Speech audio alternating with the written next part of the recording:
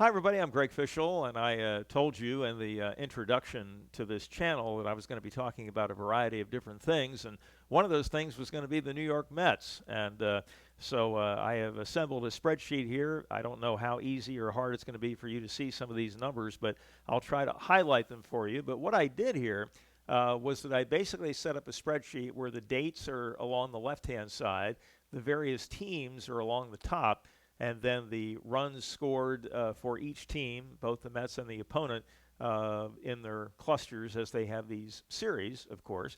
And so we go on down here to the bottom, and I want to point out a couple of things. First of all, their overall record is 89-53.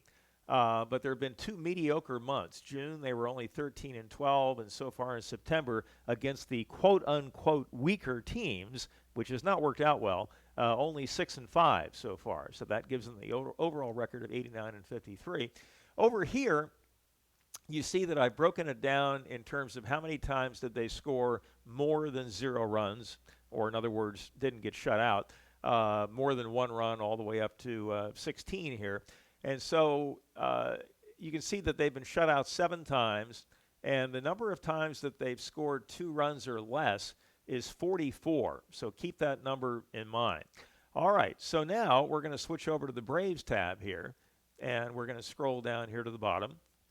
And again, the Braves did not get off to all that great of a start. They were 10-12 in April, 13-15 in May. Since that time, they've been on an absolute tear. Even in September, with the 3 most recent losses in a row, they're still 7-3. So the last 4 months, they have been playing incredible baseball. Now, if we take a look at this right here, the Braves have been shut out 3 times, and they have scored 2 runs or less 28 times. And the difference here is what I want to call your attention to. The Braves have scored 2 runs or less 16 less times than the Mets, indicating that the Braves offense rarely goes to sleep, okay? Whereas the Mets offense can produce 10 runs one game, and then the next game you don't even know that they're in the stadium.